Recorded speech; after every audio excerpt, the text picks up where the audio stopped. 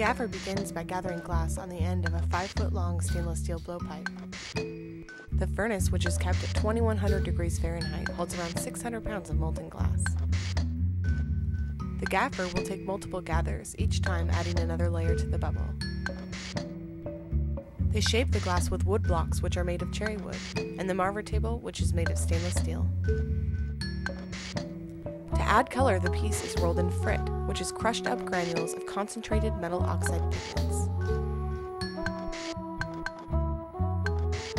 The color is then melted in using the heat of the glory hole furnaces, which are kept at 2300 degrees Fahrenheit. The bubble is shaped once more, and the gaffer goes in for the final, clear coat gather over the top of the color.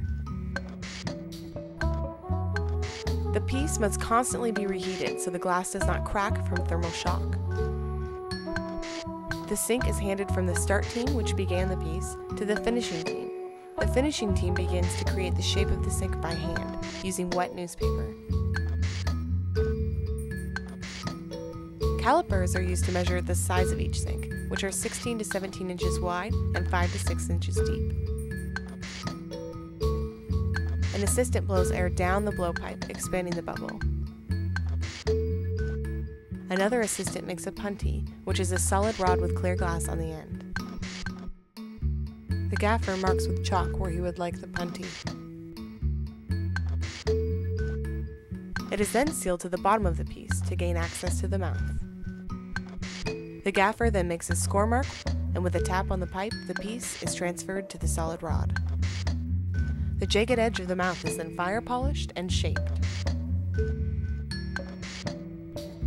An assistant brings a solid rod of colored glass for the lip wrap, which is wound around the mouth.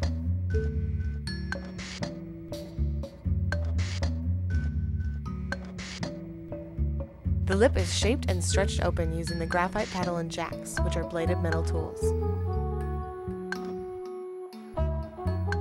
The glass is heated in the oven, and using centrifugal force, it is spun out, opening the mouth into a bowl. The piece is placed onto a mold and further shaped.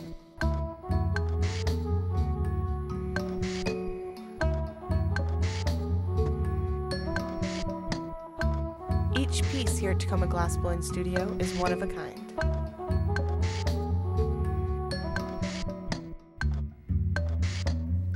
The gaffer puts a few drops of water on the connection point, and with a tap, the sink is cracked off the rod and placed into an annealing oven, which slow cools the piece from 900 degrees Fahrenheit to room temperature over 48 hours.